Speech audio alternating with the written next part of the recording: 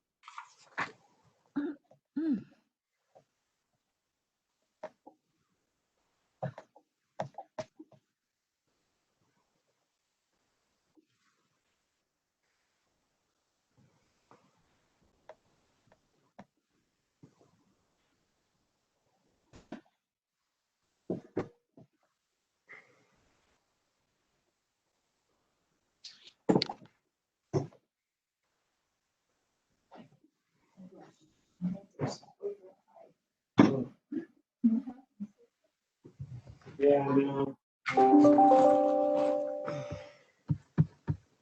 Well, there hasn't been moisture in here 4 months.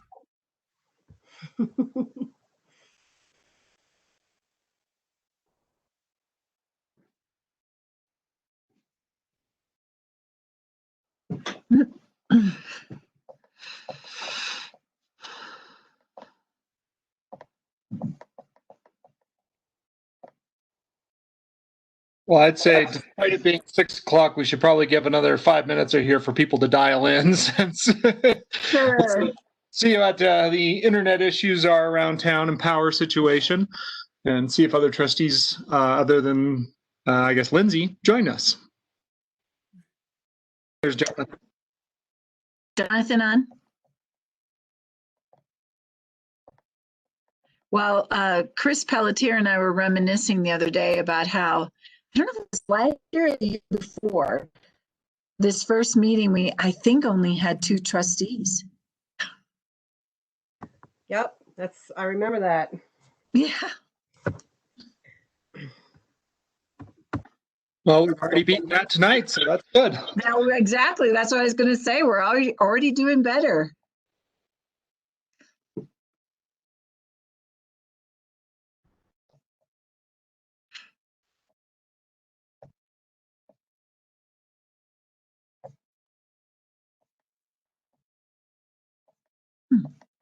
That's not what I meant to do.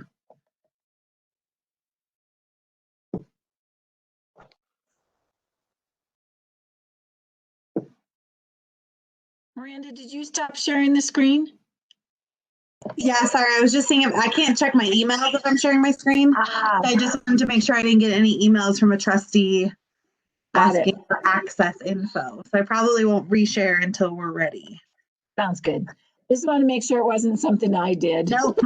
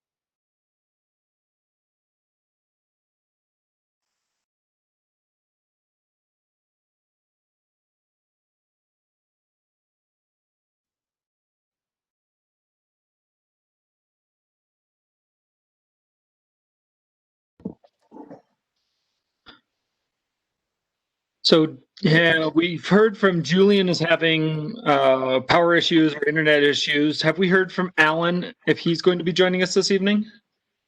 He asked for the access information earlier today, and so I assumed, but let me send him a message.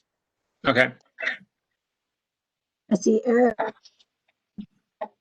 Yeah, I saw we have Eric, Jonathan, Lindsay, myself. So it's just because we know Tanya is out tonight.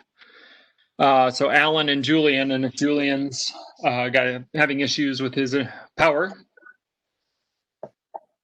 then we have nearly a full house, or as full as it's going to get tonight. So we'll just give one more minute here to see if what Miranda can dig up about Alan. Can Julian call in? He said he would jump on as soon as he was able. I mean, I guess I could ask him if you wanted to call in. He's pretty technologically savvy, so I figure he can figure out his way in here. And my message actually didn't go through to Alan. We have iPhones, which may mean he's having connectivity issues. So Okay. can I use Skype? Well, it's 6:05, so I would say we then get this meeting or this work session for the Board of Trustees started. Budget work session number 1. I want to start just by thanking town staff for all the work they've already put in on this budget this year that we haven't seen, and really looking forward to the discussion this evening. So, town staff, thank you very much, and take it away. Sure. So the first thing I'll do is just lay out what the agenda is for today. So that's the next slide, Miranda.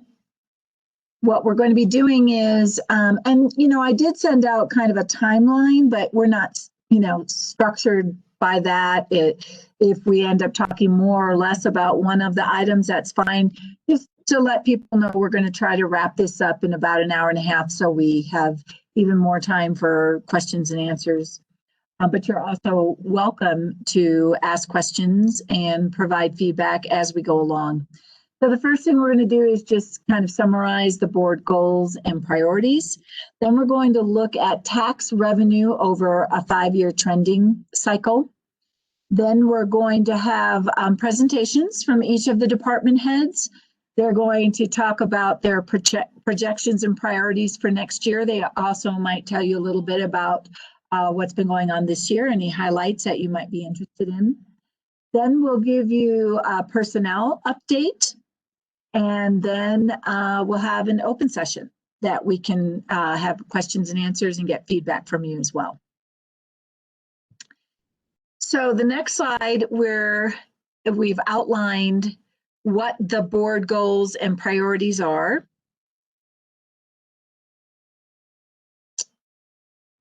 Can you advance that? Thank you. So the first 3 are goals that the previous Board of Trustees established when they were elected and sat in 2018.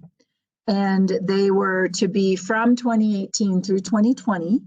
And they're affordable housing, infrastructure, and economic development. So staff added on COVID-19 recovery and resiliency, since of course the pandemics really changed our perspective this year.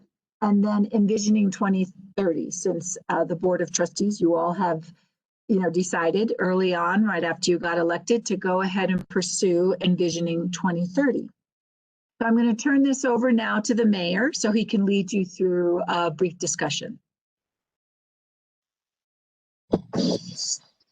Thank you, Karen. Yeah, I know that it's one of the unfortunate things with this year that at least 2 of you, well, we have 4 of us online here, and 2 of you are new to this board as of last April, and we have, because of COVID, yet to be able to hold our traditional goal-setting session. So we haven't really had a chance to sit down and talk about what this board's overarching goals should be. And these are very much sort of the big picture goals. I mean, as you can see from what they were 2 years ago in 2018. And so we just really wanted to, because these are goals that kind of help to drive policy in the town and thus help to drive some of our budgetary priorities. I wanted to have a brief discussion with you guys, with everyone who's on here, just to kind of talk about what your goals are, what you think the goals for this board should be to direct the town. And it's quite all right to say, affordable housing is something we still need to work on. That's something we need to make an overarching goal and become a part of the policy and budget process. That's fine.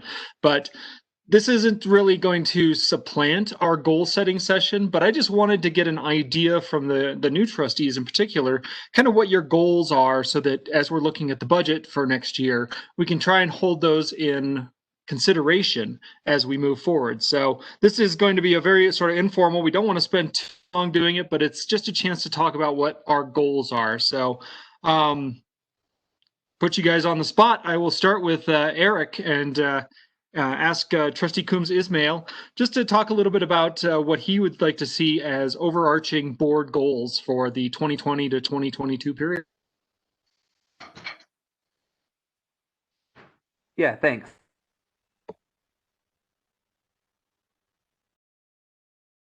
But I am most interested, I think, in pursuing or seeing in terms of overall very big picture goals. I think affordable housing is great, but I think that affordable housing could even be broadened to become a discussion about housing, health, and human services in general in Netherlands, and what we can do to increase the kind of basic support systems that I think a lot of folks need, especially up in the mountains, and that we might have a very specific way that we need to do that because of where we're positioned and the size of our town and our kind of geographic location. Kind of see some unique needs that I'm not sure are served by the county at large, or even kind of regional efforts towards health and human services. So I'd like to see that happen. And to go along with that would be equity and access to these services, I think should be something that we're thinking about all the time. And then if I had to pick another goal, it would probably be sustainability, and as it links to quality of life.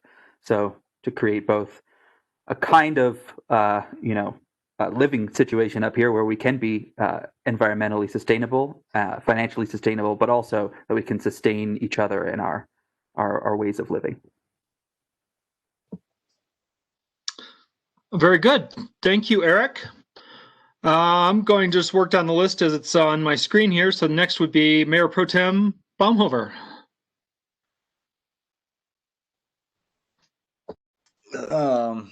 Don't really have much more to add there than for affordable housing than Eric.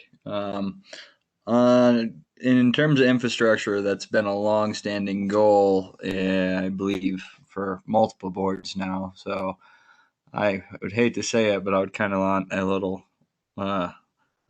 sub under there of addressing a secondary bridge across town, whether that is just for emergency access or for vehicular access as well. If we could actually put that in as calling out a second bridge as a main priority of infrastructure, instead of just having the overall infrastructure really narrow it in a little bit. But beyond that, I don't really have much more to add to those goals. Instead of maybe COVID-19 response, we could just look at it as future response to pandemic, epidemic type situations. So adapting our visitor center and our public bathrooms and those situations. Thank you, Jonathan. Really can't disagree with any of those. And next, Trustee Danforth, Lindsay. Yes, I agree with pretty much what everybody has said before me. I do think that the COVID-19 recovery and resiliency is going to be a primary focus for our terms. And on top of that, I'm really interested in a recreation district. I know we've talked about that a little bit, but I think I'd like to make it a priority or a goal, especially because I think it might make sense for us to have a recreation district that includes the Gilpin Community Center, since they're struggling as well. And so if we possibly pull all of our resources together with that recreation district, that we might be able to keep each other afloat. So I think that's something that I'm interested in. The Big Springs egress and a second bridge through town for safety. I think those are also really big priorities. So yeah, those would be my three: the COVID recovery, recreation district, and the egress and the second bridge. All right. Thank you, Lindsay. Yeah, I mean, again, agree with all of those. And my biggest sort of addition to this would be to piggyback on some of the things that Trustee Coombs Ismail said with regards to the sustainability. We have our overarching climate goals that I want to, well, I was hoping to make a big focus of this year, but obviously that's been sidetracked by COVID. So I just want to keep our focus on that as well as with the ongoing COVID recovery, because I do think that is going to be a very long-term issue.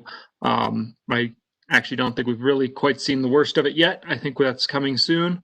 And I think that that's going to really have to be a focus of this board, because it's going to be a multi-year issue. This is, I see Trustee Apt has joined us. Welcome, Alan. Thanks for calling in. We were just going over BOT goals and priorities and kind of just giving an idea of what we saw our goals and priorities should be for the next couple of years and how they relate to previous ones and how they might relate to the budget. So we've just kind of been going and informally talking about what we think our goals should be. So I'd love to give you an opportunity to add what you think the goals of this board should be for the next couple of years. Okay, can you hear me okay? Yes, we can. Thank you. Okay, good. Yeah, sorry if I'm late. I tried to get on the internet and my internet's out for some reason. So anyway, I finally got to call in. So I didn't get to hear what people had to say except for what Lindsay said and you said. And I guess, in looking at the goals that were stated, they all look like good ones. And I would agree that COVID is going to be the elephant in the room that we're really going to have to deal with. And I think that, I just like to see us integrating in sustainability into everything we're trying to do. And I think the town has been doing a pretty good job of that overall. And we're going to have this issue of recycling at the post office, which we'll have to figure out a reasonable way to do that. Budgetarily, I don't think it's a lot of money, but I'm sure our budget's going to be real tight. And we'll have to see if we can find some way of getting that done.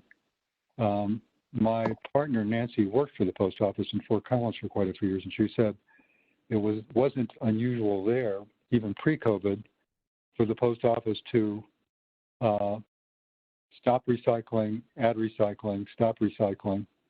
And she said, one other piece of it is that as they're sorting the mail in the back room, they're finding a lot of stuff that needs to be either thrown away or recycled before it even gets to the mailbox. So it's a lot of stuff, and I hope we can put our heads together and figure out a way to deal with it. Tanya sent me an email earlier today saying that she heard it was $1,200, which isn't a lot. And, I know that Chris Pelletier suggested, let's just put up some signage and ask people to take it home and recycle it. That's certainly a possibility, a possible solution. Hopefully people would do that. So, and then, we have goals for providing low-income people with renewable energy. And there's some promising things happening with Boulder County, but we'll have to ante up some money. We don't know how much that would be. I don't think it's going to be a lot. So those are the kinds of things I hope we can still do. And I guess the only thing I could say is that looking at the numbers, through July, they look, better than I thought they'd be. So that is encouraging. Once weather and winter sets in and restaurants are going to be really under a lot of pressure to survive, it's going to be a whole different story. So that's really all I had to say. All right. Thank you, Alan. And I saw that as we were talking here, Trustee Taylor also has joined us. Welcome, Julian. Probably have a pretty good idea what we're doing. We're just curious what you would like to see. This is an informal discussion about board goals and priorities, not making decisions, but just as we look at the budget, what you think the board goals and priorities should look like for the coming 2 years. Thank you, Chris. I think that some very good proposals have been made. I agree with everything that has been said so far. And the only thing I'd be able to add is kind of a pet peeve of mine, which is trying to kind of figure out possibilities whereby Nederland might be able to support worker-owned co-ops. And I'm not meaning put a lot of money into it necessarily, but I am meaning encourage it and see if we could persuade some of our very talented citizens to perhaps join forces into a worker-owned co-op or two, and hopefully thereby provide additional income for Netherlands citizens, additional opportunities for Netherlands citizens, and also provide opportunities that are not just retail, perhaps even manufacturing of some sort. So that's my only minor addition to what's been said so far. I think that's a great idea, and hopefully we could have a chance to take a look at some things like that. It would definitely fit within the economic development question from 2 years ago. That is still one of the ones I think we never got as far on as we'd have liked. But yeah. I think that's a really cool idea and could be really exciting for the town. So thank you very much. And I believe that is all of the trustees. I know I've been taking some notes here, and I'm sure our Miranda and Karen have also been taking notes. So we're going to move forward with the budget process, budget presentation for this evening, but keeping in mind those ideas and goals as we look at each department and the budgetary trends. So thank you guys all very much. I hope we can hold a more in-depth discussion and come up with some of these questions in the near future. So handing this back to town staff. Great, thank you, Mayor Larson. So the first thing we wanted to talk about is the 5-year trend for our taxes, and we're starting with the sales tax. So on the slide before you, you can see that you really don't want to count 2015 because there was a one-time adjustment that was made, which is why it looks like it actually came in less as the year before, but that's not the case. There was a major adjustment that needed to be done, but the total amount is correct. So then the following year in 2016, you can see that there was an increase by 9%. And then 2017, it was 9 again, 9.8. 2018, it was 8%. In 2019, we saw a very big jump. It was 18% increase. Lots of reasons for that. Some new businesses opened up, new breweries, and so on. Then this year so far for sales tax, we're trending at 8% above last year. So that's actually more than 8% above what we budgeted for now, but 8% above where we were last year. When we do our budget, we do it before we know, of course, what the actuals are we won't have the actuals for 2020 until after we've already proposed 2021. So what staff is recommending, even though, we've been through one really poor economic period when COVID first started and basically everything was shut down except for the grocery store, ACE, the gas stations, so on. I mean, a lot of businesses shut down for about 6 weeks. And then, of course, we slowly started to open again. Well, it's encouraging that we're, at 8%, 8.6% above where we were last year. There's a couple reasons for that. And one of the reasons is that last fall, in October, I believe, a new law went into effect where things that are purchased online generate sales tax for that area. So we are now getting a certain percentage of sales tax related to online sales and delivery, which, during COVID we've seen an increase in that for certain. The other thing is, especially in the beginning, more people, because they're working at home, the people who live in our mountain community were not going down below as much as they were in the past. If you were working down below, then you would stop and, gas up your tank and buy your groceries and get discounted liquor and whatever, on your way home. And there's more people working from home and actually staying close by and preferring to shop in locally, which is great. I mean, we love it that people are shopping locally. But we, and just trying to analyze where we're at, it seems like those things have worked in our favor. And based on the sales tax, and again, as the mayor pointed out, there is potential that we could see another dip if the pandemic, really blows up again. And if we need to close down businesses, and especially if it comes at the state level. So I just want to preempt everything I'm saying with the caveat that if that happens, then our staff is prepared to go back to, a contingency budget. If we have to furlough people, we will furlough people. If we have to reduce hours for some people, we will do that. The staff, the department heads and the staff just showed up so open and willing to do whatever we need to do to get through that rough patch. So just know we're still poised there. We understand that it's a little bit of a guessing game right now. So we're basing our recommendation that I'm going to put forth, and you'll be seeing once we bring forth the actual budget. We're recommending that we budget for a 6% increase in sales tax from 2019 actuals for 2021. So what that means is we're suggesting to be super conservative and operate from a place that we may not even be doing as well next year as we're doing right in this moment. And with that, have a cushion if you want. It's something that we've been talking about as a staff for, I know I've been talking about it since I started here, because we don't have a CIP budget. We have a CIP wish list, but there's nothing to fund it other than department operating budgets and or grants.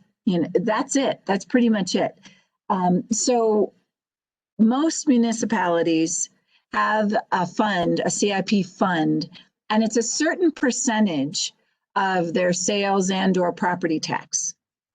And so one suggestion that we have as staff is that we could budget 1% of the sales and potentially property tax if you wanted, that would be set aside in the restricted fund that we have. Just 1%, let's say, or 2%, whatever you guys, I'm hoping you'll talk about that tonight. But then it doesn't get used until the following year. What's cool about that is that you earn that CIP revenue in 1 year, and then it's allocated in the next budget year. And that offers a cushion for, what happens if the economy goes, tanks again. Well, it's okay because we haven't allocated those funds for anything else.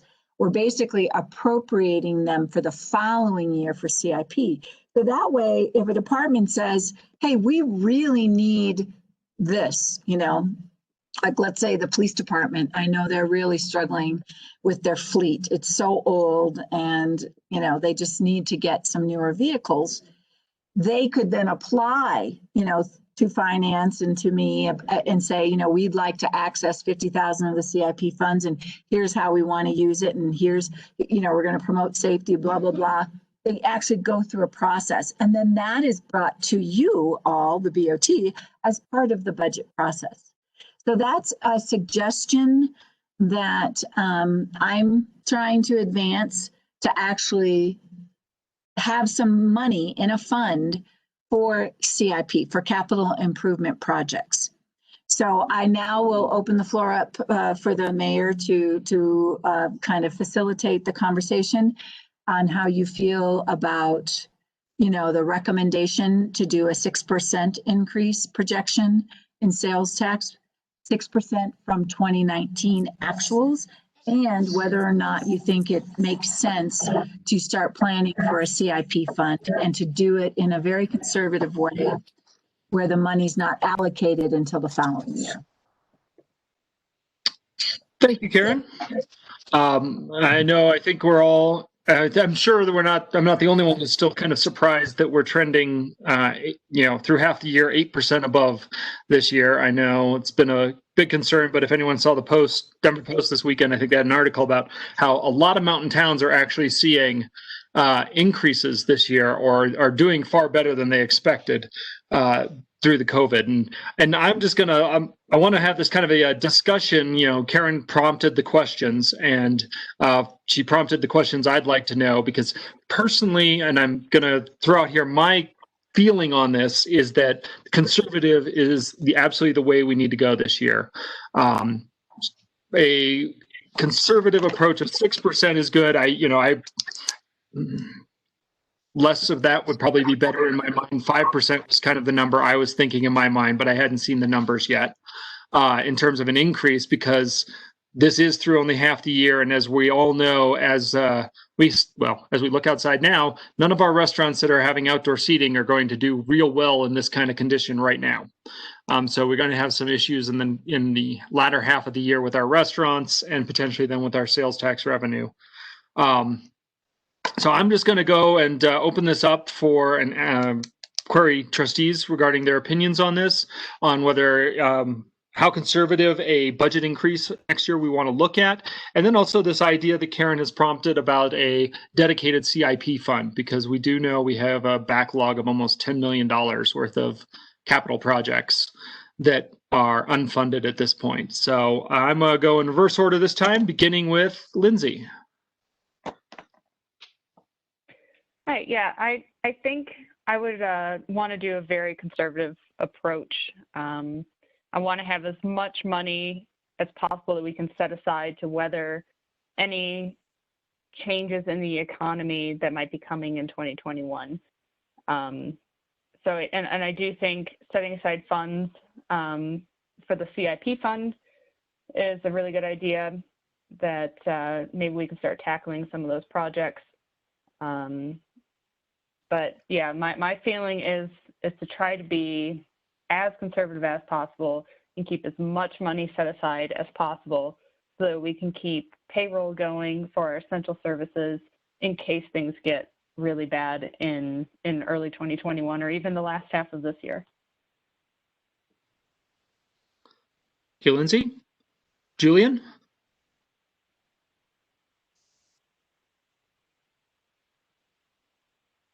Trustee Taylor? Still on mute? There we go. Am I unmuted? Am I unmuted? You are unmuted now. All right, very fine. Karen, I have a question. You were referring to 6% and the sales tax. I can't see anything with my computer, so I'm only on the phone. My question is this a discussion about increasing our sales tax or reallocating existing sales tax?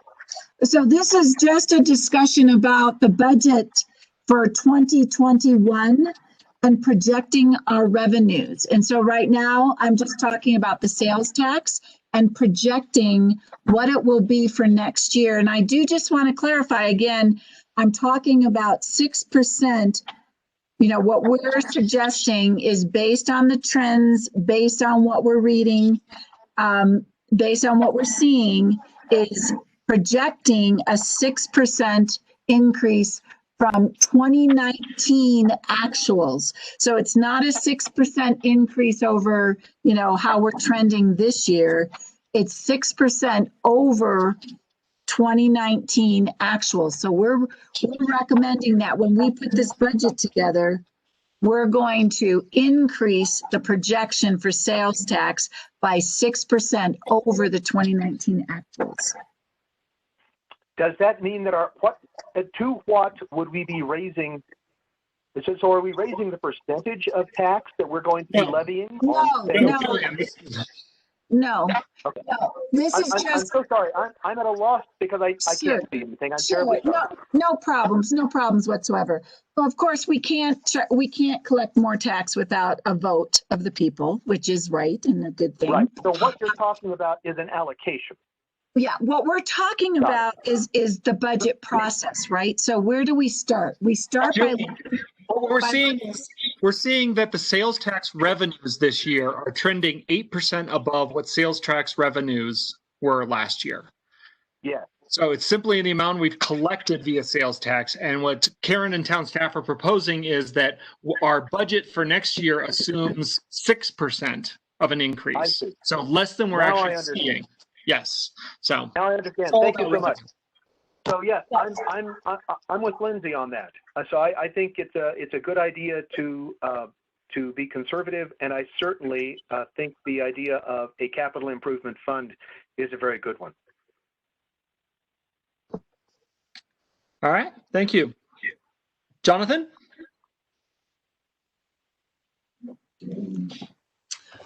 Yeah, I might go with yourself here, Chris, and say that maybe we'd be more conservative and just say 5% increase over 2019 actuals. And then beyond that, I think it would be an awesome idea with the CIP fund to do capital improvement fund. If we wanted, the majority of the board would rather just go with the recommendation of a 6%. I would say let's allocate 2% of our budget to capital improvement. The backlog we have right now, I don't think is sustainable. And I think that the workload that the staff has to go through to keep things going and find grants to continue to keep this town moving in the direction we need to is a little unsustainable as well. So the more funds we can find a way to get and allocate toward the capital improvement, I'm definitely for. Thank you, Jonathan. Eric? I feel pretty comfortable with a 6% projection. I think 5% is fine. Like if we wanted to be extra cautious, I'm not sure that it would really hurt us to go down to 5%, but 6% seems fair to me based on what we're seeing, these numbers here. And then as far as a capital improvement plan or program of some kind, I do think that it's a good idea, but I think that it would need to be quite clear. Like it would probably need to have some kind of time frame, as well as an actual listing of the capital projects that we're intending to improve. And the idea that like next year the PD can just come and sort of like apply for funds from the CIP, I don't think would be a very smart way to go about it. I think we should have a ranked priority list, and that we should actually execute on that with those collections if we do have a CIP. Thank you, Eric. And finally, Trustee Apt. Yes, I think 6% on 2019 numbers is already quite conservative, so I would support that. And I do like the idea of the CIP. I think having a look at a list, as Eric's suggesting, does make a lot of sense. So that would be my opinion. Thank you, Alan. I believe, I know we have the part of the capital improvement plan itself does have a list of the backlog projects. I think we had JVA sort of rank them in terms of cost and criticality a few years ago. So it's something we should probably redistribute around to the board as we start looking at this, the idea of a possible CIP CIP line item or budget. Yes, and as part of this process, later on in the process, maybe 2 meetings from now, we'll be sharing that list with you.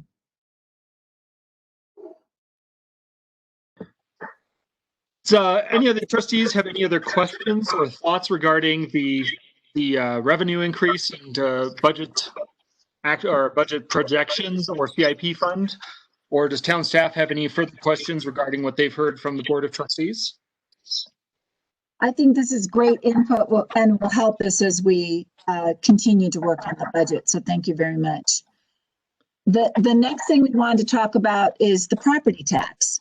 And that's on the next slide. And the challenge there is that by now we normally have preliminary numbers from the county, but for a variety of reasons, including COVID-19, but also conversations at the state level having to do with the Gallagher Amendment and whatnot, they have not released the preliminary numbers yet. So we are simply budgeting right now, on our draft version of the 2021 budget, we're just budgeting it as if the property taxes stayed the same. I think most of you know that they reassess the value of the properties every 2 years. So the last time that was done was, I believe, 2019 for 2020. So it won't be for another year that they'll do it. So in 2021, they'll do it for 2022, if I'm understanding it correctly. So we just went ahead and right now we're just using an even budget for what we're going to bring in for property taxes. The county said they were hoping to send something out in the mail later this month.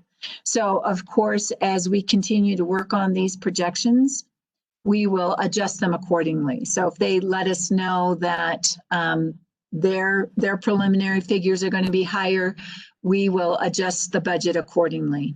And property taxes, once we get the numbers from the county, we just operate with what they give us for preliminary. There can be an adjustment that happens in January. You'll see it's very little though when it's not a year when they're doing, where they're reassessing.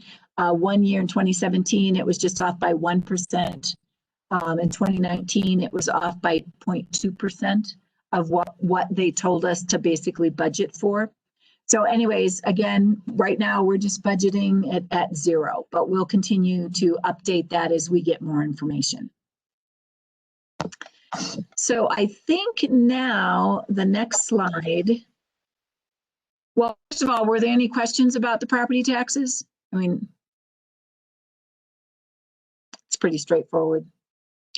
Now we wanted to do department projections and priorities, and each one of the departments will take a little time to talk to you about maybe some highlights from this year, but mainly focusing on next year. And we're going to start with the community center. Good evening. So my priorities were brief because there hasn't been a lot happening at the community center. We are very different in that we are a community gathering space, and gathering is the one thing we aren't supposed to be doing right now. So we've been affected differently than all the other departments that work independently on behalf of the town citizens. So you all know that. So we've been impacted much like a private business. Our revenue streams were pretty much stopped and cut off. We have a little bit of rental income coming in. All our activities stopped. All our revenue producing activities we have the kitchen is still operational. We have the tenant rent coming in. So our challenge over this year is going to be how to recreate or reimagine ourselves, and that will be directed by higher authorities. It's going to be challenging. Resiliency is always a product of recovery, and for us, the economic recovery. I was glad to hear that the economic recovery is still, or economic development is still part of it. For us, the COVID-19 is economic recovery. And resiliency. So we've only been open a month now. There is at the fitness place. So we don't really have any numbers to track, as the summer is usually our slow time. We're just coming into winter. That's when the interest of coming inside to work out usually comes. So we're seeing a very slow but steady increase in our interest levels there. So we have that revenue stream, but I was happy to hear Lindsay bring up the rec district, because that is one way the community center can reinvent itself and re-engage. I would be very much, I would love to be part of that whole new direction if that's what the board would choose to do. And we have an instructor coming back with dance classes for young kids. She's got a very solid plan for safely doing this. And if she is successful, I think that others will build on that success. So reimagining ourselves is going to be a challenge for the next year. You'll notice in our budget, it basically is the same budget as 2020 budget resubmitted. And community center is still operating under the contingency budget cuts of 10%. We brought back Kurt Abendroth, one of our who has now replaced Carol as our office manager. But 2 other employees are still on furlough, and the 2 full-time employees, myself and E-Man, under the 10% cut. And until we can get earned revenue back at the community center, we'll probably continue to operate that way. So the budget is for a full-time budget, as if our revenue stream were going to be there, but we're fully aware that if that budget were to be granted by the Board of Trustees, we would then, we would need to pull back as dictated by our revenue. And we're fully aware of that, and we're planning for that, in case anyone has any questions. Thank you, Dawn, Dawn. can you talk about your reconfiguration of staff? Yes. So we used to have 5 part-time staff, and what we would like to have for next year, our staffing priority is to change for the FTE to remain the same, but to move that around from 5 part-time and staff to 2 part-time staff and 3 full-time staff. So the money stays the same, but instead of having multiple part-timers, we would like to have a full-time office manager, full-time community center manager, and full-time maintenance and custodian person. And then we budgeted for 2 part-time staff, although it's looking like we may only be able to, utilize 1 part-time staff according to revenue. So that's our priority, is to maintain those staffing levels as the changes come about within the community center. Projections are hard under COVID, but we're not asking for it. I really want the board to understand that we're not asking for an increase, but are asking to maintain our current staffing levels, but reconfigure it into 3 part-time positions.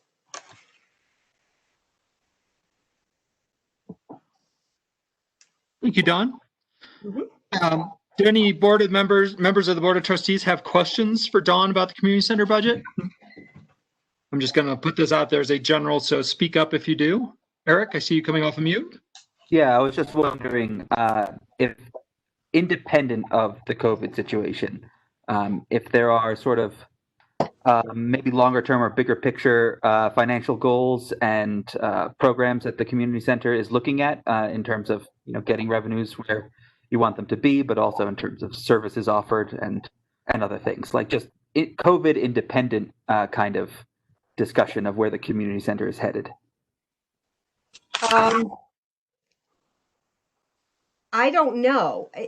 So COVID independent. If it wasn't for COVID, we were very full with our bookings for events and activities, meetings, very, very full. Our revenue streams, we were doing well. So I don't know. I don't have a goal. It's hard to make goals in the current situation, independent of COVID. It really is. I would like to maintain the fitness place and our recreational component. But if I'm very open to new directions, I'll say that I'm open to new directions, and to be looking, which is also why I'm so adamant about maintaining the current FTE, because it's going to take it's going to take a team. This isn't a one person game. It's going to take a team and input. And I work very, very closely with our tenants, especially our essential human services providers, which are all nonprofit. But we work very, very closely with them. So we need revenue, but we also need services. So I've got ideas spinning around in my head, but I don't have any solid goals yet, other than resiliency. It's kind of like skating on marbles. Dawn, did you want to talk at all about the improvements that you'd like to make, for instance, in the stone garage, the building, to increase the value and the assets that you have at that facility? We had a plan to put electricity back into the stone garage and to put a bathroom facility in there, to make it accessible, so it would become a rentable space. We had several people had expressed interest. When COVID hit, we really dropped that. That was part of the way we made our 10% cut. So, excuse me, the dog decided to join us. So that is one way we could do it. Right now, it's been hard to think other than just do the narrow focus on the day-to-day. So that was one thing. I think it's still in there, but I don't know if we'll be able to actually realize that if we have the fund balance to go ahead and move forward on that for 2021. Thank you. Any other questions from the Board of Trustees?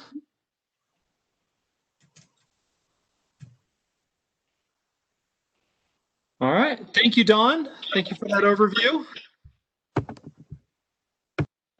So next we'll have a report from Chris Pelletier, and he will talk to you about utilities as well as streets and parks. Thanks, Karen. Okay, so I guess some of the highlights that come to mind for utilities, I think a major one was working with the BOT last year for increasing plant investment fees.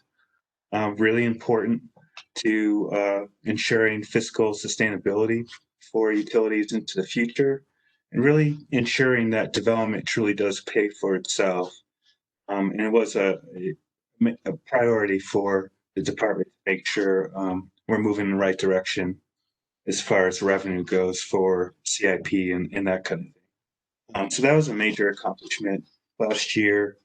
And then, of course, getting the grant for the Master Infrastructure Plan and the rate study. Again, along those same lines, just ensuring that revenue aligns with operations and it's correct. And we're collecting enough money to going responsibly. On the operation side, just making water main repairs, replacing fire hydrants, moving forward with fats, oils, and grease and pre-treatment policies that we have in place.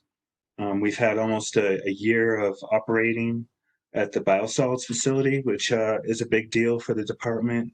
And we're not at full normal operations. Of course, there's always hiccups. We had to drain the tank once and then restart. And there's a cost associated with restarting and adding air and creating this microbiology. And however, I think next year we're moving into maybe normal operations. So hopefully next year will be a good reflection of the true cost of operating the biosolids facility. But just to give an example, in 2018, the town spent over $50,000, nearly $60,000 in sludge hauling. And in 2019, again, about $50,000 in sludge hauling. And then this year, as of June, we've spent $3,700. So we've made a huge impact on sustainability and keeping trucks from going up and down the hill and reducing costs. Those are some of the accomplishments of utilities in 2019 and this year. As far as what our goals are for next year, obviously grit removal, you guys are aware of that. Continue our pre-treatment efforts, whether it's working with breweries, nutrient loading for grow operations are really impactful. So continuing working with businesses to make sure that we mitigate what goes down the drain. And again, fats, oils, and grease, these are all kinds of state mandated programs that we're expected to have when we have audits of our utility department periodically. Rate study this year, obviously really important to complete that and get that where it needs to be, and working with the BOT for that. We'd like to work on irrigation using treated wastewater around the wastewater facility as part of the park planning process for Barker Meadows. I think that's really important. A priority of accounting for water. This has been a long time goal of the department, of metering and understanding where our water's going and trying to get to a spot of a percentage of what's really unaccounted for and what we know is being metered. Really important to understand where our water's going and what's actually coming in. I&I has always been, inflow and infiltration has always been really important goal for wastewater and collections. And it continues to be into next year. It's one thing that will really increase capacity at the wastewater plant is fixing our infrastructure out in the ground now. And it has made a huge difference in the past few years. So, I think we wanted to purchase a vehicle for the utility department next year. Other than that, I think as far as budgeting, I want to increase a part-time employee to a full-time employee in utilities, and which would have an impact of roughly $18,000. And I think that's it for utilities. So I'll take any questions on utilities. Chris, this is Junior. I was curious about the decrease in hauling sludge. Could you go a little into tell us a little more about why that hauling cost has gone down so significantly? I mean, it's a wonderful accomplishment. I'm just curious what it was we've done that has led to that. When we constructed the biosolids facility in order to further the treatment process. So essentially, our wastewater plant is sort of a 2/3 treatment process where we treat water and meet regulatory state requirements to return the water back into the environment clean. But there is a byproduct, and that byproduct is biosolids. And it can be treated further. And so we pursued the biosolids facility, which does just that. It continues to treat the biosolids and break it down with using air and microbiology. Then we have a machine that presses the water out of it so that instead of what happened previously, since we didn't process the byproduct or the waste, we didn't have a means to do it, we would hire trucks to haul it away. About 3 18-wheeler type trucks a week would have to remove the material from the waste treatment plant, haul it down the hill, and land apply it.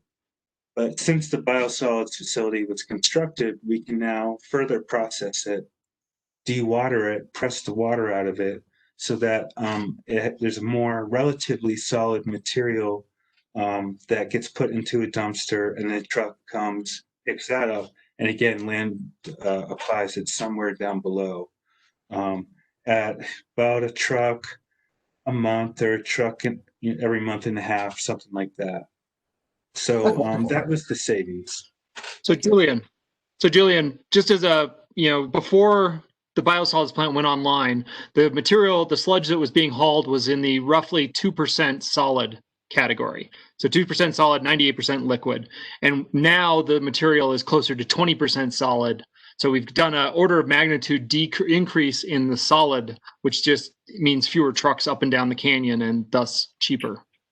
Well, the number you've given me, Chris, implies that we were also converting more of the waste into non-solids, right? So it sounds to me like we're actually generating, we're actually processing it further, so there's actually less solid material coming out as well. That's probably true, yeah. Yeah. Okay. Oh, well, excellent. That's very good. Thank you, Chris. And thank you, Chris. Yep. Other trustees have questions for utilities? This is Alan. I'd just like to say congratulations on a really successful program that is increasing our sustainability. Thank you. To put in perspective, the loan to pay off the facility is about $70,000 a year over the next 20 years.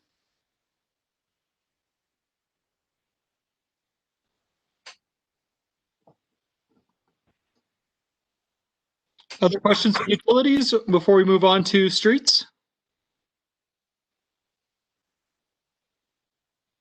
All right. Public Works streets. Okay, so streets, some accomplishments this year. Obviously, mostly operational. However, we did get the CRI grant, Community Resiliency Initiative grant for the community center to hopefully add battery backup, which is going to be a really cool project. Electric at the performance space. That, believe it or not, took years to kind of organize and plan with various stakeholders to get what we want down there. Maybe not everything everybody wants, but at this point, at least phase one of electric at the performance space is almost complete.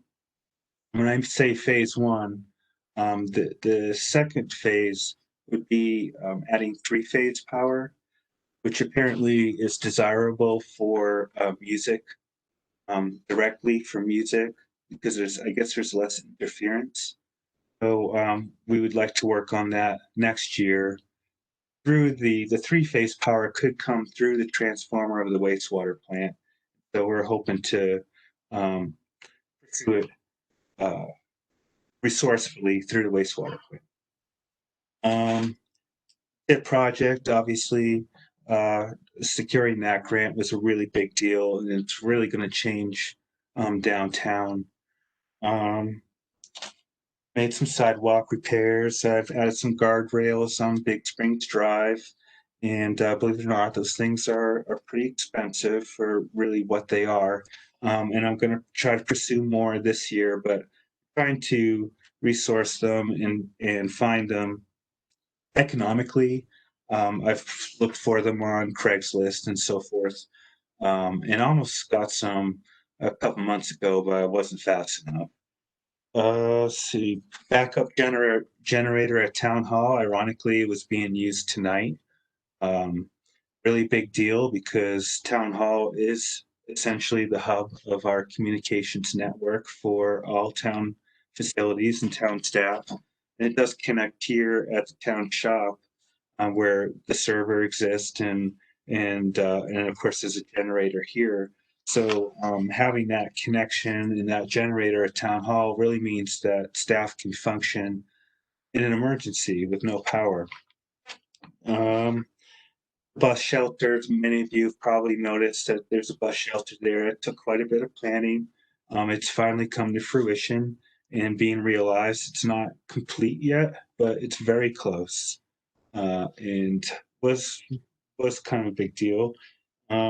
And of course, road stabilizing projects that I've been working on for the past couple of years, using a environmentally friendly product to stabilize the soil and make roads last longer.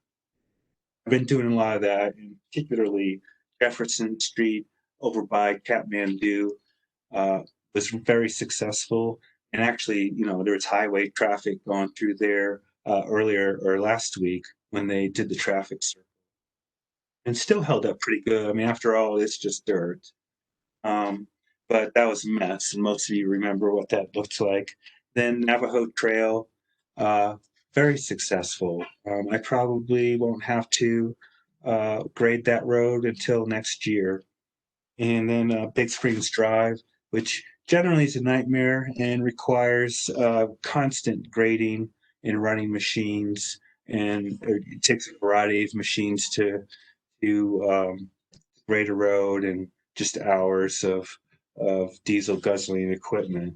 And through these stabilizing projects, we're able to reduce the amount of time that we spend on roads and be able to devote more time on other projects, and maybe just grading other roads for that matter.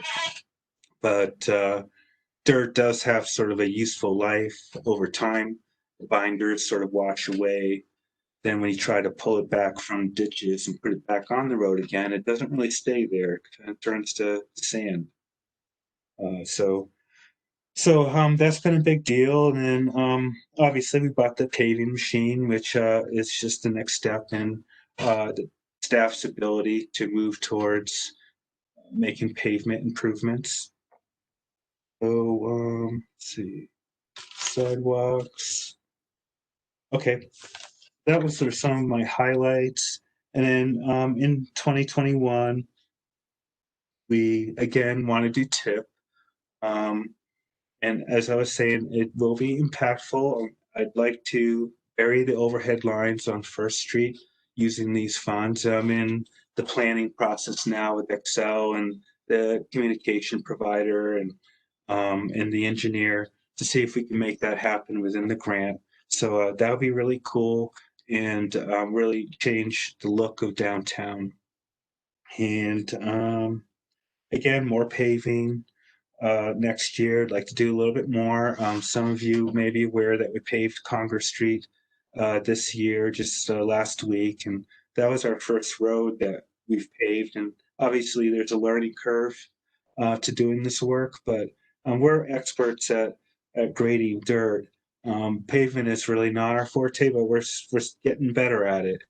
In the past, we've been kind of forced to fix pavement with machines that really aren't appropriate for pavement, but we use what we use and what we have to make it happen. But it's really important to have the right machines and the skills to do it. So we're developing that, which we're really excited about, and hope to make some noticeable changes next year. More road stabilizing. I think it's really helpful, as I said, to free up some of our time and stabilize some of these really high traffic roads that are either steep or they have high traffic and they washboard very quickly and deteriorate fast, which is demanding on staff time to have to go and keep regrading. Some people like it. Does slow traffic down. Let's see. As I said, phase 2 electric at the performance space. I'd like to start working on that. There's a wetland, as far as parks is concerned, the wetland project I hope will happen next year, and that's part of the overall Barker Meadows master plan. And it's a collaboration with Eldora Mountain Resort to transform Fisherman's Lot into reclaim it into a wetlands, and then build a trail around it, and maybe some pollinator gardens and some informational wayfinding.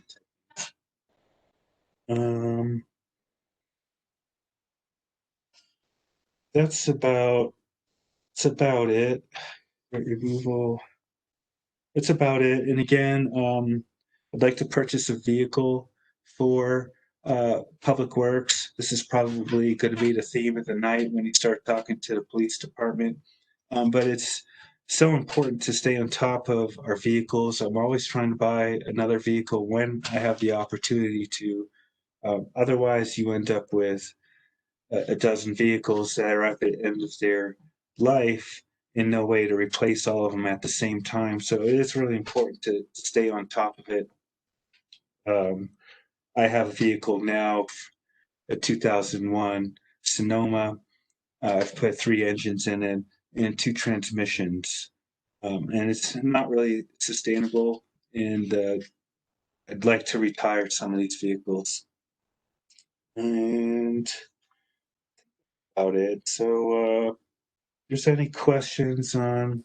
Oh, and again on the park thing, to irrigate the wastewater plant using treated wastewater would be really cool. So I'd like to move in that direction as far as parks is concerned. And of course, Nikki is working with ProSab on the grant to further develop Barker Meadows, and we're really excited about that.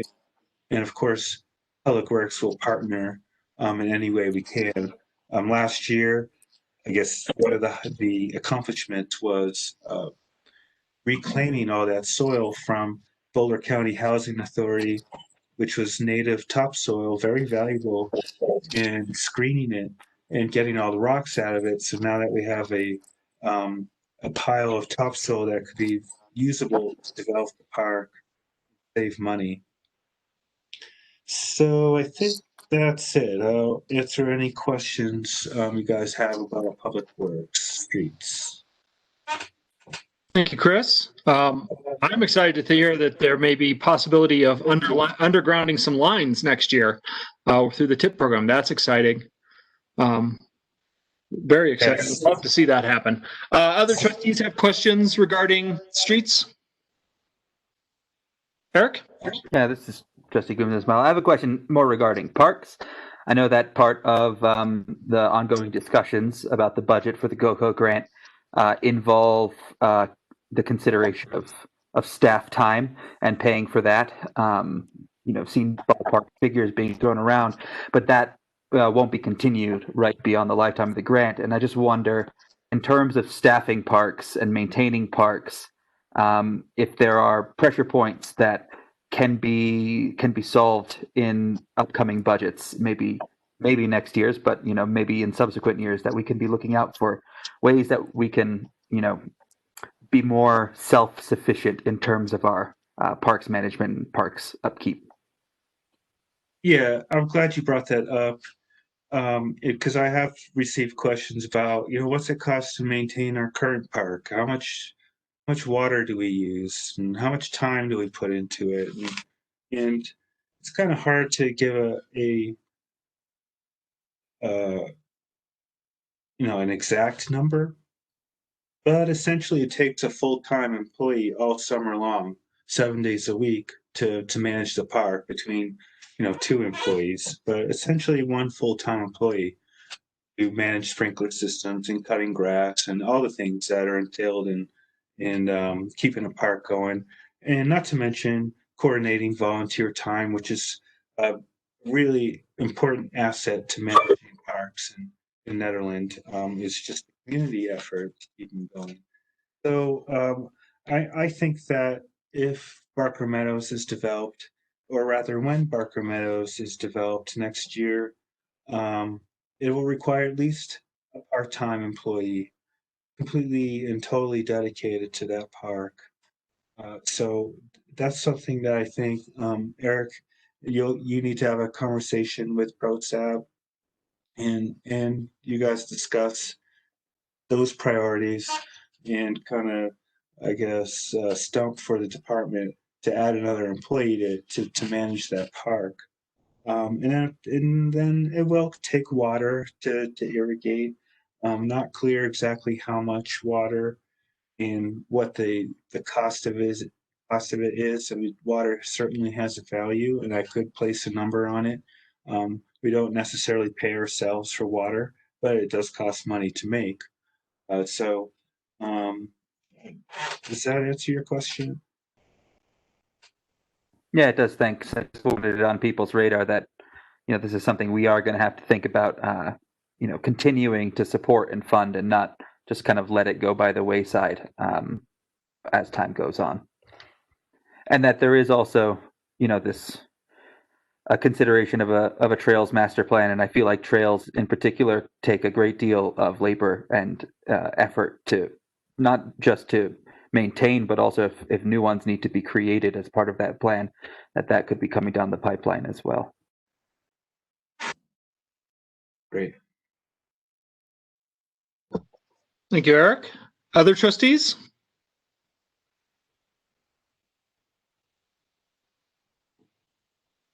All right. Thank you, Chris, for the last two presentations. Moving forward, it looks like next up would be the police department.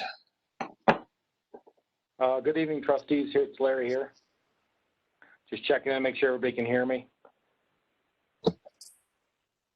Marshall? Great. So I just want to hit a few things here and not go over every single item. But I do want to point out that, in the past 2 years, we have returned budget money back to the town. So we haven't overspent ourselves. We've been pretty cognizant about that. This year with COVID, we've worked within our 2020 COVID budget, and I believe we can do that again in 2021, except for some specific critical areas. As Chris had kind of already mentioned, vehicles, that's one of our big things. 3 of our vehicles are currently 12 years old. We've had them about 6 years. Actually, 4 of them, I should say, excuse me. 2 of those 4 currently have engine problems where they're not running. So one of those I would like to put an engine in before the year is out with some savings that we've got planned. I think it's a viable vehicle to invest back into. One of the other ones, I think it's probably best that we just cut ties with that one. I said that last year as well. That would be our Patrol 2. But we've got another year out of it. But I think it's time to move on from it and cut our loss and take what cash we can and invest it into vehicles in another location. So as you see, I did request approximately $50,000 for a new vehicle. That's not an exact hard number. That's a pretty good estimate, though, depending upon what kind of deal we maybe get or what ends up being put in it, things we may be able to salvage from a different vehicle. That's going to be a pretty realistic number, I feel. The other major thing that's worth addressing is the request for $10,000 for basically an emergency budget for large events similar to the Alpine event. Hopefully we won't have anything quite like that again. But we had not quite a similar event, but maybe something about a third as big in 2016 with the Hashel explosion that sucked up a lot of time and money for the PD as well. But, we look around and we could be easily into another major event, wildfire, flooding, I don't know, earthquake, who knows what, where we need to be prepared as much as possible as a town, and the PD needs to be as prepared as possible. During this Alpine event, we did buy quite a few supplies. I will continue to buy supplies next year out of our tool budget and stuff like that to try to continue to be prepared as possible. But there's just no way that something like that, we can sustain that hit. So that $10,000 budget that I'm asking for is not just a slush fund to pull out of whenever we want. We feel like we need something new or shiny. It would be used for a major event. As you can see, some long-term goals. I just listed them down here, things that are coming up, things that we've talked about in years past. I have no idea what we're going to be mandated coming from the state this year. When the state goes back into session, and what new restrictions they may put on law enforcement. As we know, in 2023, we will have to have body cameras, but there could be some other things coming up that we just don't know and we're not prepared for. So the sooner, we know, the sooner we can prepare for that stuff, obviously. So without burning up a lot of your guys' time, I just go ahead and ask for specific questions if you guys have any. Any trustees have a question? Nope, there you go. Marshall, this is Julian. I have a question about how many miles do we typically put on one of these vehicles per year? Oh, that's a really good question. Generally, let's see. So I would say when we had more officers and they would be been driving a little bit more, about 20 a year. 20,000. Well, probably about 15 to 20 in that neighborhood, probably closer to 15 because I'm estimating that on tires, and normally we burn through tires before the year is out, or about every year, and we're only getting about 15,000 miles out of a set of tires. Even if they're a 40,000 mile tire, that's just how they just get chewed up here. So. Is it because you're going over a rough road, or is it because the duty is especially difficult because of what is the what would you say are the characteristic points that lead to most of the wear on these vehicles? Is it rapid acceleration? I'm guessing you're not in a awful lot of chases, or is it the roads, or what? I would say in general, it's just the roads. It's, we all know we have plenty of bouncy roads. Yeah. And, that stuff does take its toll. Just turning circles, turning your wheels when you're not moving, making those kind of turns, roads, it chews up tires. The idle time obviously is huge. The cars idle a lot while we're parked doing traffic. They idle a lot during the winter when it's snowy out, so that we can try to keep them somewhat, melted off.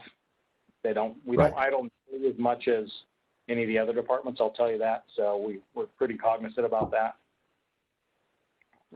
And they're already, they're six or 8 years when they get to us. It just kind of depends. So, the wear and tear parts on them before they even get to us. All right.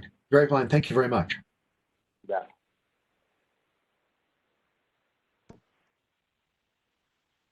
This is Trustee Clement Smile. I did have a question. Oh, sorry. Go ahead.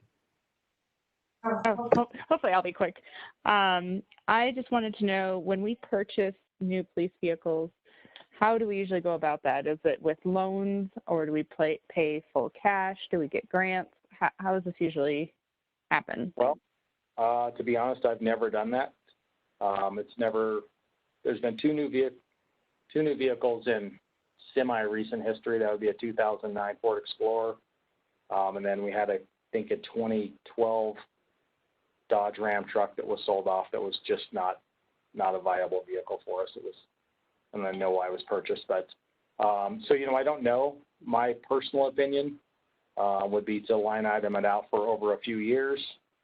The only issue with that is then we're paying interest on every month. So I do kind of like that idea of, if we can have some sort of a 1%, 2% sales tax and be able to take a chunk of change and throw it at a higher expense item, and why pay that additional interest on a vehicle or any other loan if we don't have to? But if we're already significant. Lindsay, to answer your question though, since I've been here and prior to my joining, we were buying vehicles for about $5,000 a year, and they were used, and Boulder County was basically giving them up. So, and some of these vehicles came with 150,000, 200,000 miles on them. So that's the way the fleet's been put together for the police department. And while it's true that, if we did spread it over 4 years, we would have to pay interest on it. The reality, though, is that it would really be the only way that we could purchase a new vehicle. And it would have to be spread over many budgets, because there just isn't the money in the budget in the operating budget for the police to be able to purchase a vehicle. I do know that there's a possibility of getting some grant money for the police department, but we haven't seen anything for purchasing vehicles. Is that true, Larry? Have you seen any grants for purchasing vehicles? I haven't, to be honest. Yeah. So I was actually searching, and I found an article that talks about all these different grants, private and public grants for police vehicles. So maybe I'll send that email along. I don't know how old these sources are, but it actually had some really interesting options in there, and especially for getting grants for green cities. And so it'd be like an electric vehicle as a choice for that grant. But other ones, you know, something we could look at. It looked like there were a lot of options, but it's just somebody would have to go through and actually fill out the applications for these grants. Let me put those are time consuming. Julian, let me put in my pitch for the electric vehicle. They last a long, long time. If I could add to that, I do want to pursue a grant for an electric vehicle. And some of these grants do require you to retire a vehicle. And we have plenty of those. And that would offset the cost of a electric vehicle, the excess cost of an electric vehicle over a comparable gas aspirated vehicle. And I too would like to pursue an electric vehicle. And then another thing I'd like to say is that when you get a new vehicle, you know what you're getting. I have purchased a couple new ones in the utility department. We got a couple Fords a few years ago. I've actually purchased 3 for utilities over the past 5 or 6 years. You know what you're getting. I have also purchased them from auctions, and it's kind of funny because you can get cheap police cars at auctions. To Larry's point, they have a lot of hours on them, but maybe not a lot of miles. But they're worn out. They're worn out when you get them, and at least with a new vehicle, you know what you got, and it's at least going to be around for the next 5 years. Right. And probably worth, paying a little interest on it to at least know what you have. So that's my 2 cents. Yeah, right now, considering the difficulties of the roads we're using, you'd need to look for something in the way, something in terms of an electric Jeep. And I'm not sure I know of a company that does that. But I would note that in one case, there was a company in California who bought all Tesla Model 3s and Model S's and used them to shuttle people back and forth across the coast of California. And after 300,000 miles, the battery in those cars had worn by only 13%. So there's some good, and they were charged in the worst possible way. They were all supercharged every time. So that's Tesla. Other electric vehicles will be able to do very much the same thing. Volkswagen is going into electric vehicles, and I wager we would find a pretty decent electric car that would be able to handle our roads. That would be worth looking at. Absolutely. Well, we don't have to, and not every vehicle has got to be some kind of heavy duty 4-wheel drive vehicle. No, absolutely. Yeah. Most of our patrolling is done in our own city streets. So I've actually even looked at, some of the sedan, I won't call it sedan, but an all-wheel drive sedan looking wagon as an option. Sure. It would be interesting to have an electric vehicle. I do know, or I've heard, I should say, that I believe Toyota in 2022 is coming out with a hybrid Tundra. So we're seeing more and more of that stuff starting to show up, which also I'd be interested in as well, if it's, coming from a solid company like Toyota. Absolutely. I would also note that a hybrid is actually more complex than an electric vehicle. And so there is more stuff to go wrong with a hybrid. So that's always something to keep in mind, because you've got all the stuff of a regular engine type car, plus you've got an electric motor and battery. So all worth considering. And I would note, I would caution against being worried about the 100% electric vehicle. I can just talk from my own experience. there are no concerns about running out of electricity. Thank you.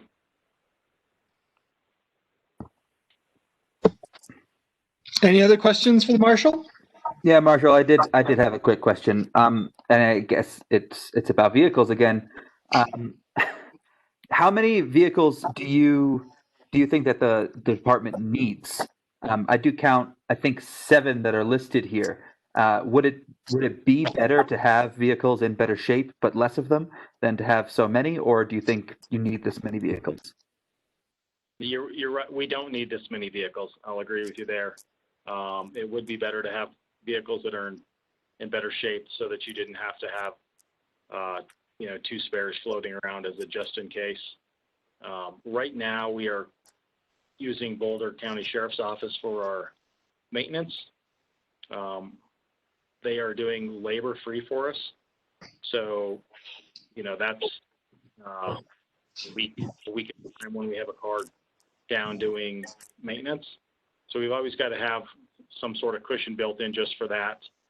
Have a cushion built in for someone just one hits a deer or something similar to that. So yeah, we don't need as many, but just know that less cars means, they're going to run more. Several years ago when Chief Robinson was here, we purchased 2 Jeep Liberties, and I mean, they literally were, the morning shift drove one and the night shift drove the other one, and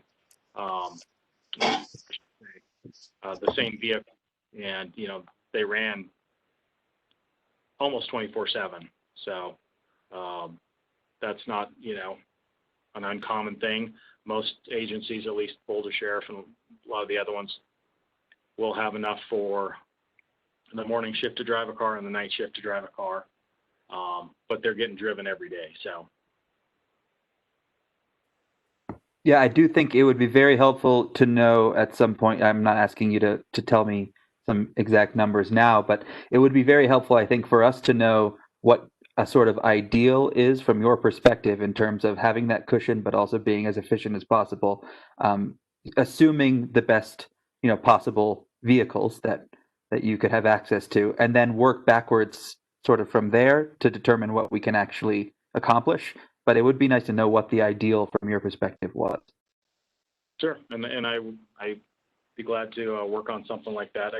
I do just want to throw out that our one pickup truck is it's just a worker bee vehicle. It's not a daily driver, so it's a utility thing that I'm not sure what Chief Carrill paid for it. Not a lot, but it's worth its money. And it's worth having something like that on hand at all times for emergencies or for as an emergency patrol vehicle when needed. But I will research that and get back with some sort of answer to you on that, sir. Great, thank you so much. Thank you so much, Chief.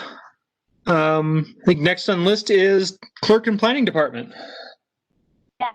All right. So my report is in the packet or in the document sent to you guys. So I'll be quick. Clerk's department, I had lots of things I wanted to share, but some highlights is that this year we had our municipal election and it was amongst COVID, and still despite that we had record number of ballots that were cast. So that was incredibly exciting, and that we were able to complete that and get it done despite kind of the complexities that COVID added to the election.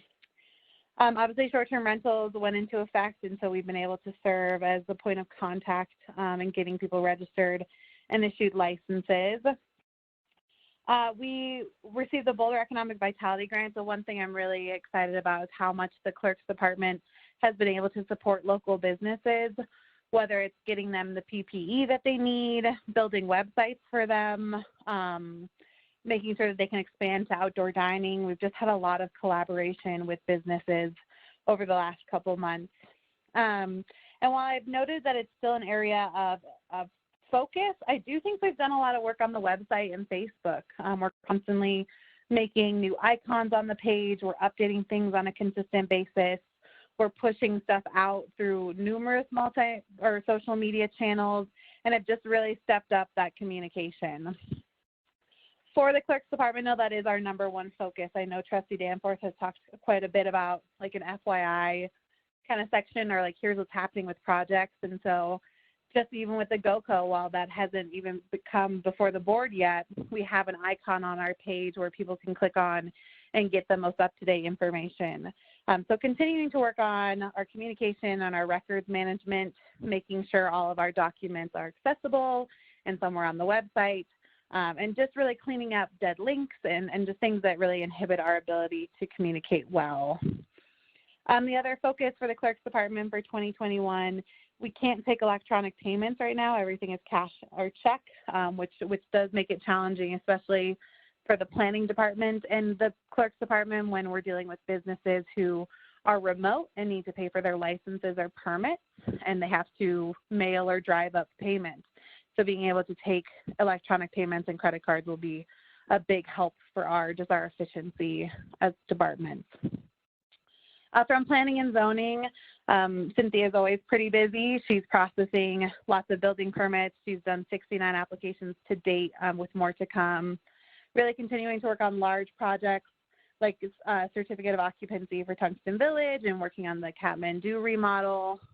There's been 7 applications that have gone before the Planning Commission this year, and applications take a month worth of prep time. So it does require a lot of her time and attention. And one thing you may not know about Cynthia is over the years, she's created how-to applicant guides, which means if you want to know how to find what your yard and bulk requirements are for your neighborhood, you can go onto our website and download this whole how-to guide, and it has screenshots of everywhere you can go for your demolition permits or your excavation. And so a lot of really helpful guides that I just don't think we've done a great enough job of pushing out and sharing with our community, that they can get a lot of the information themselves rather than feeling like they have to wait for staff to guide them through the whole process. So our focus for that department is to keep working on those how-to guides for various building and zoning projects. We're also working on Community Connect, which is, we use Community Core as a system where we push through all building permits, so Safe Built also has access to that server.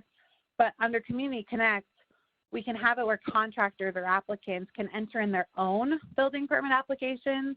They would still go to Cynthia and I for approval, but it just removes one step that it just takes a lot of our time having to manually enter in all of the information that they could do for themselves.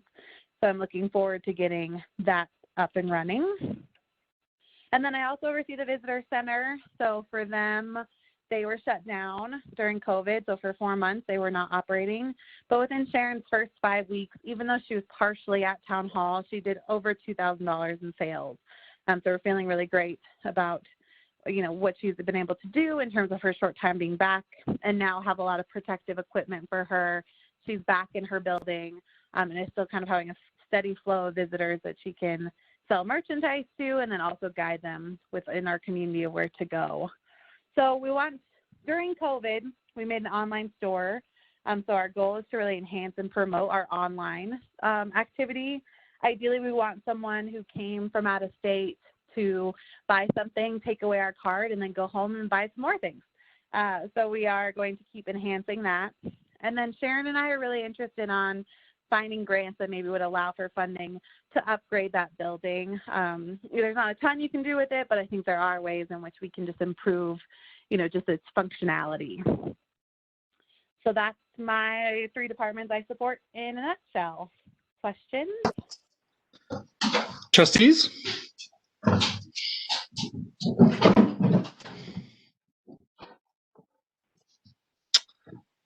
Miranda, this is Julian. Bravo on those users guides. I think those are always a fantastic thing. To document it rather than have to explain it is always the best choice.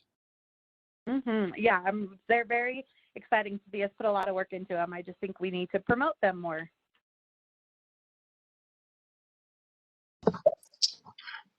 All right. Thank you so much, Miranda.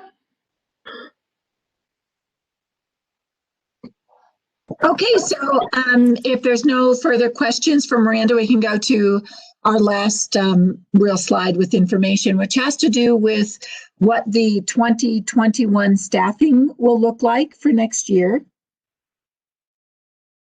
And basically what we've got here is we'll be going to 27 full-time employees and 4 part-time employees. So we've got 4 in the who are labeled administration, and that is me and our town accountant, Rita, and our finance support specialist, which is Christy, and she handles HR, payroll, accounts payable, helps to manage the CIRSA workman's comp and liability claim paperwork and that type of thing, as well as our front desk person.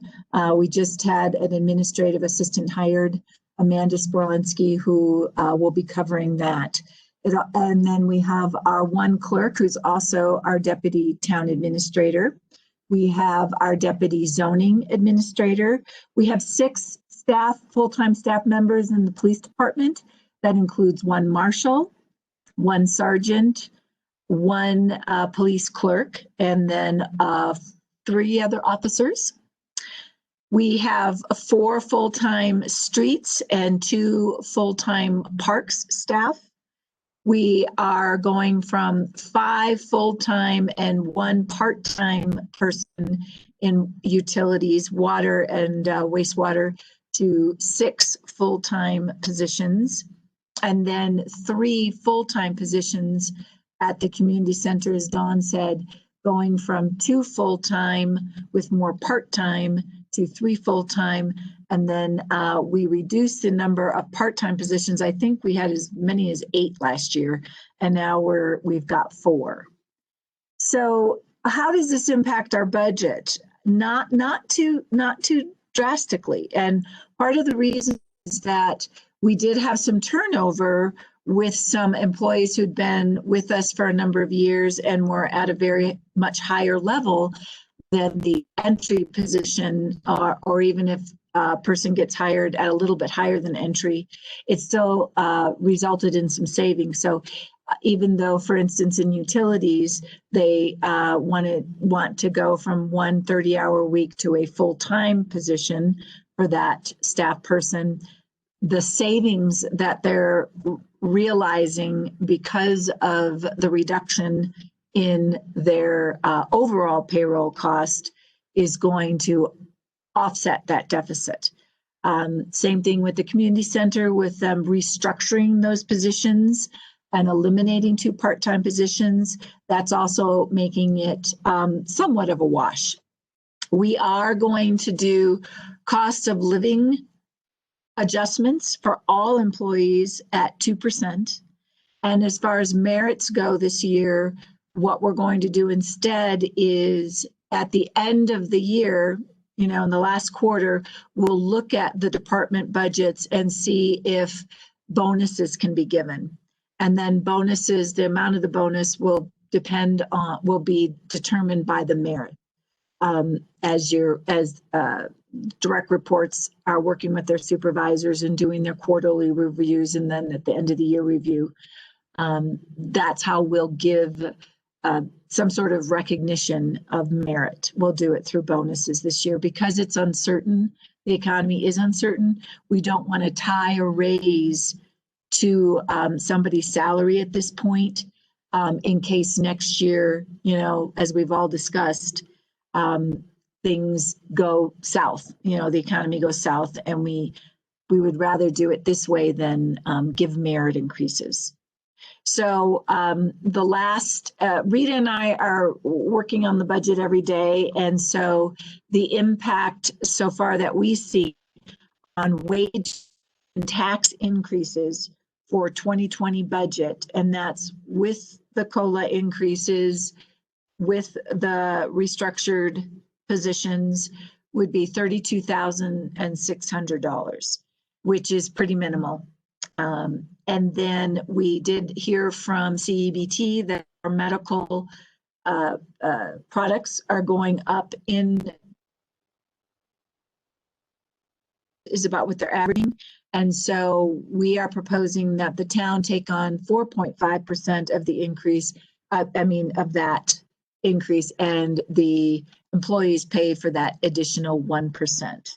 So with what Rita and I are doing initially, we both feel really comfortable with these numbers, and that, again, it's conservative with, the understanding that if the economy were to tank again, department heads are ready to go to those contingency budgets and then as needed reduce hours and furlough staff. Of course, we're all hoping that that doesn't happen.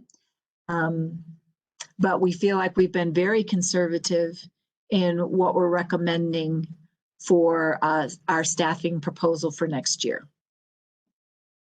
So that's the last slide. I will certainly be happy to take any questions that you might have about this, about staffing, or anything else that you've heard tonight. And then when we're finished, I'll just wrap up with the last slide, which kind of shows you the rest of the process for the one budget. Thank you, Karen. Thank you to all you guys, staff, again, for putting this together under sort of unprecedented conditions of uncertainty. Thank you guys so much for the great presentation. And I'm just going to throw this open Q&A for the board.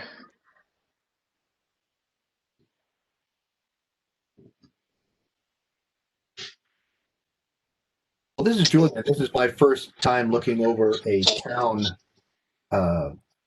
town budget. I'm going to have to noodle on this a little bit in order to kind of get my head around it, but I really appreciate the presentations and the thoroughness of the information. Great, thank you. I had a quick question about the occupational tax that we voted on earlier this year, and whether or not there's any sense of how that's going to look in terms of collection for next year, and what we can potentially expect if there is anything to expect right now. Miranda, do you want to answer that? Yeah, I was, are you asking Trustee Coombs-Ismail from like a financial, how much we anticipate we would get from it? Is that what you're asking? I guess it came into effect in July, is that correct? Correct. And I just wonder where we are so far. The challenge is, so while it comes into effect in July, it's collected quarterly. So they won't have to, they'll do their first payment in October, but then they get 90 days to make the payment. So we won't see the money until, some people may not pay until January. So I don't have any funds. And I haven't ran a report, but I'm happy to give you, I can respond back to you via email an idea of how much I anticipate it could be. Yeah, that would be good to know, because we also did in that process establish kind of a new fund for the town, which would be the Health and Human Services Fund, which would then, I imagine, be reflected on next year's budget as a separate fund. Right. Yep. Just wondering if there were updates on that, but thank you. Yeah, I can give you kind of an estimation of how much I anticipate it being, but yes, it would be listed as a separate fund for this budget. That would be great. Thank you. Yeah.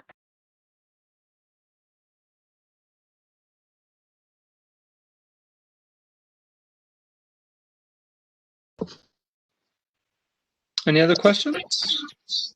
If not, what is the coming schedule, Karen?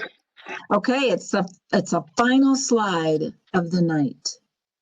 So we have our work session number 2 is September 22nd. It'll also be from 6 till 8 p.m. And we will actually have summary budgets by then. So I'll be able to show you each fund and expenses and what the fund balance should look like. On October 6th, we'll have our first public meeting. It will be a part of your regular BAT meeting, and we will also include the details of the budget. Now, my hope is to actually get you those details well in advance of that meeting. And when I say that, I mean like a week in advance, so that you can really look through the details as well.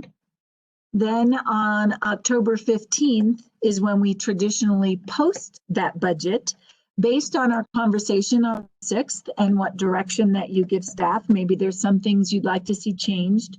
and we'll work on that and create a draft budget that is then ready to be presented to the public so that the public can give us feedback. They will have up until, I think it's 2 weeks after that, to provide in written comments regarding the budget.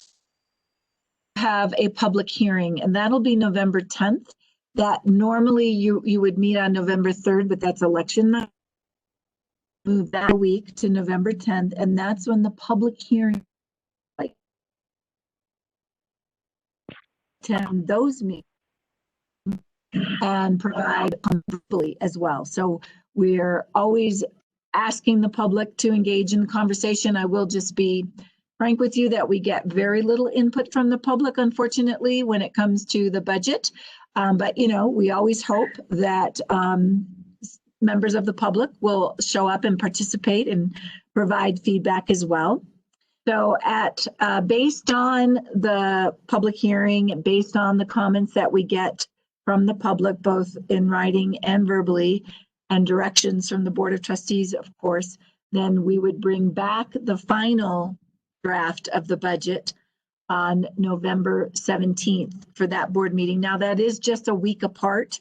So for that final one, you probably will only get it that Friday before because we'll have such a short turnaround. Hopefully there's not that much input or a need for changes. And then December 1st is when you all would approve and adopt the budget. We have to have it approved and post, I believe, by December 15th is what the state requires. So we'll have plenty of time to meet that deadline. And then we have until January 31st to create the budget book and post that on the state's website as well. So that's the schedule and calendar for the 2021 budget process. And if you have any questions, I'd be happy to address them or find the answers for you.